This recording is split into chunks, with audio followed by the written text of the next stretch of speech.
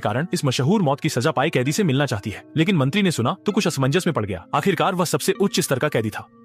ये देखकर शाओमे ने तुरंत गुस्सा दिखाने का नाटक किया और जाने का इरादा जताया, लेकिन मंत्री ने सुंदरता को पाने के लिए अंततः उसकी बात मान ली, पर शर्त यह थी कि उसे शाओमे के साथ जाना होगा। लेकिन शाओमे ने यह शर्त सुनकर एक अर्थपूर्ण मुस्कान दी।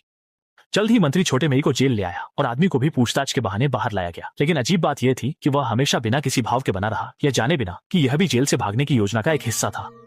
फिर मंत्री ने जेल के गार्डों और अन्य लोगों को बाहर जाने के लिए कहा और केवल वे तीनों ही पूछताछ कक्ष में अकेले रह गए। पलक झपकते ही 20 मिनट से अधिक समय बीत गया और फिर छोटे मेई और मंत्री बाहर आ गए, जबकि आदमी अब भी बिना किसी भाव के था। अगले दिन जब आदमी की फांसी का दिन आया तो जेल के गार्ड उसे गिलोटिन पर ले गए, लेकिन इस समय भी आदमी के चेहरे पर कोई भाव नहीं था।